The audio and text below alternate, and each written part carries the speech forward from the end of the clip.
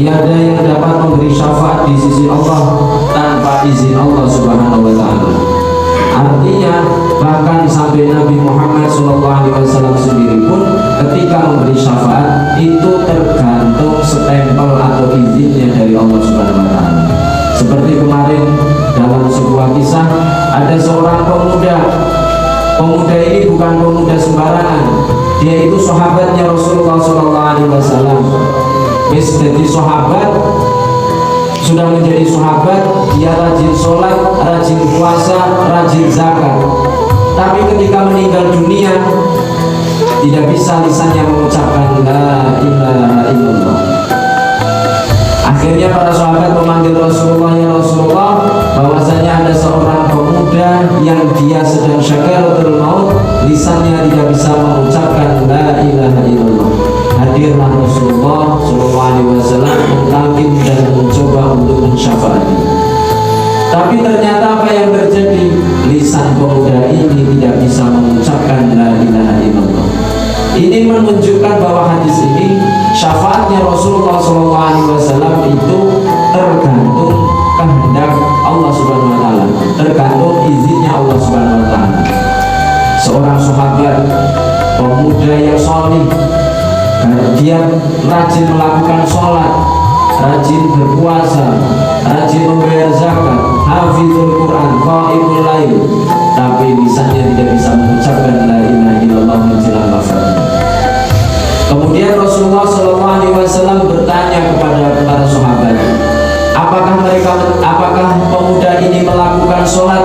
Bala, iya ya Rasulullah, benar.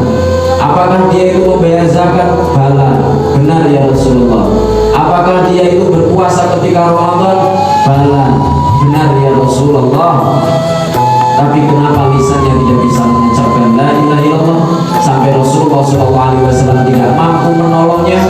Ternyata permasalahannya. Kemudian Rasulullah SAW bertanya kepada para sahabat yang lain, apakah dia itu berani terhadap kedua orang tuanya? Para sahabat ternyata menjawab, benar ya Rasulullah. Kalau begitu tolong datangkan orang tuanya. Ternyata ayahnya sudah meninggal, yang sisa tinggal ibunya. Ibunya hadir, ternyata sudah ajuz. Ajuz itu artinya nenek-nenek, sudah tampak tua dan matanya itu buta. Setelah hadir, Rasulullah SAW bertanya kepada nenek-nenek ini, apakah benar ini anakmu? Benar ya Rasulullah. Apakah kamu mau memaafkan dia? Tidak ya Rasulullah. Kenapa tidak mau memaafkan? Kata nenek-nenek ini, ya Rasulullah, mataku ini buta gara-gara anakku menamparku sampai saraf mataku ini putus. Masya Allah, seorang anak menampar ibunya sampai buta. Rasulullah SAW ternyata syafaatnya tidak berlaku sama sekali. Akhirnya kemudian Rasulullah SAW mengutus para sahabatnya, sudah kalau begitu tolong saya ambilkan kayu dan obor. Setelah mengambil kayu bakar cukup banyak dan obor, ibu-ibu ini bertanya, nenek ini bertanya kepada Rasulullah, ya Rasulullah, lima tafal, untuk apa kamu melakukan, untuk apa engkau melakukan ini ya Rasulullah? Kata Rasulullah, aku akan membakar hidup-hidup anakmu sebagai balasan perilakunya terhadapmu. Kemudian nenek ini menjawab, aku maafkan anakku, aku maafkan anakku ya Rasulullah, aku maafkan anakku ya Rasulullah. Apakah aku menyusuinya selama 2 tahun, mengandungnya selama 9 bulan, kasih sayangku untuk sebuah api. Setelah itu pemuda ini ternyata bisa mengucapkan la ilaha illallah. Semua berarti tergantung Allah.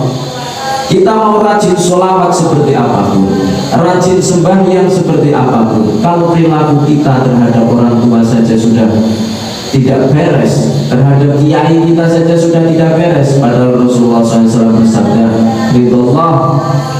ridhonya Allah fi ridhol walidain, ada pada ridho kedua orang tua, wa ridho syuyukh, dan ada pada